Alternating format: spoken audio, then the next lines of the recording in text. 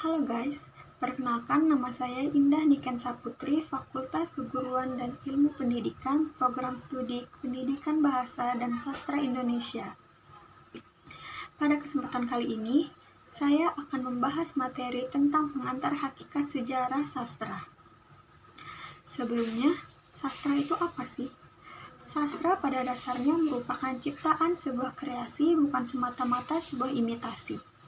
Sebagai wujud dan hasil ciptaan karya sastra pada hakikatnya merupakan media yang menggunakan bahasa untuk mengungkapkan kehidupan manusia. Oleh karena itu, karya sastra pada umumnya memuat persoalan-persoalan seputar kehidupan manusia. Kebangkitan sastra bersumber dari kekuatan ekspresi kehidupan manusia. Dan selanjutnya adalah sastra Indonesia. Apa itu sastra Indonesia? Sastra Indonesia adalah sebuah istilah yang melingkupi berbagai macam karya sastra yang berada di Indonesia. Sastra Indonesia sendiri dapat merujuk pada sastra yang dibuat di wilayah Kepulauan Indonesia. Sering juga secara luas dirujuk pada sastra yang bahasa akarnya berdasarkan bahasa Melayu, di mana bahasa Indonesia adalah turunannya.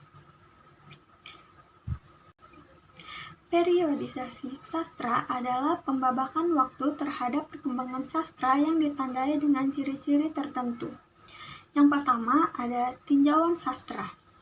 Kepulauan Nusantara yang terletak di antara dua benua dan dua samudra, yaitu benua Asia dan benua Australia, dan Samudra Hindia dan Lautan Teduh. Dihuni beratus-ratus suku bangsa, yang masing-masing mempunyai sejarah, kebudayaan, adat istiadat, dan bahasa sendiri-sendiri. Di abad-abad yang silam, beberapa tempat di Kepulauan Nusantara pernah berdiri kerajaan-kerajaan besar yang pernah berdiri di Jawa, Sumatera, Semenanjung Malaka, dan lain-lain. Majapahit, Sriwijaya, Kerajaan Sunda, dan lain-lain ialah nama beberapa kerajaan yang pernah cemerlang dan besar pengaruhnya di Nusantara. Yang kedua ada perkembangan sastra. Sejarah abad ke-19 ada hasil-hasil sastra berbahasa Melayu yang tidak ditulis oleh orang-orang yang berasal dari Kepulauan Riau dan Sumatera. Juga bahasa yang dipergunakan akan sulit disebut sebagai bahasa Melayu yang murni atau bersih. Bahasa Melayu yang dipergunakan oleh para pengarang itu bukanlah bahasa Melayu tinggi, melainkan bahasa Melayu rendah atau bahasa Melayu pasar.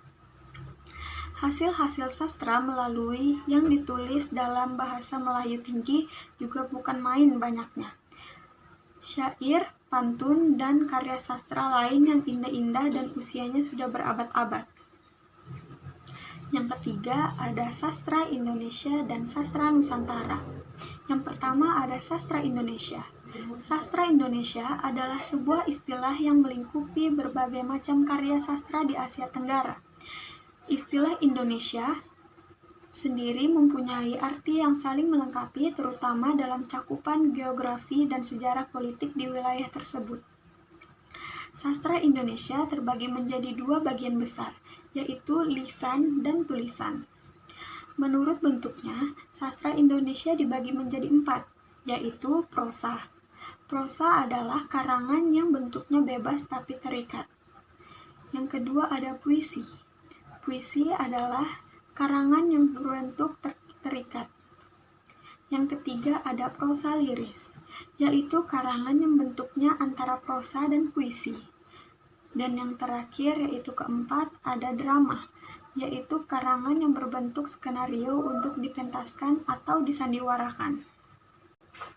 Setelah sastra Indonesia ada sastra Nusantara.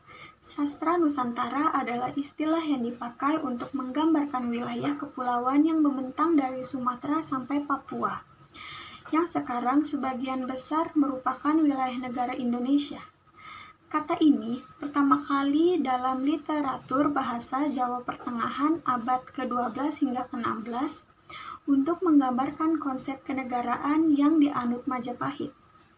Setelah 4 terlupakan pada abad ke-20, istilah itu dihidupkan kembali oleh Ki Hajar Dewantara sebagai salah satu nama alternatif untuk negara merdeka pelanjut Hindia Belanda yang belum terwujud. Dan keempat, yang juga yang terakhir, periode sastra. Hingga saat ini, belum ada kesepakatan mengenai awal kemunculan sastra Indonesia. Pembabakan atau periodisasi sastra disusun oleh para ahli sastra menurut pandangan mereka masing-masing. Penyusunan sejarah sastra memang tidak lepas dari kepentingan dan sudut pandang. Namun, periodisasi yang disusun oleh para ahli sastra Indonesia sama-sama memiliki dasar dan argumen yang kuat. Sekian dulu pembahasan materi dari saya. Jangan lupa like dan subscribe video ini. Terima kasih.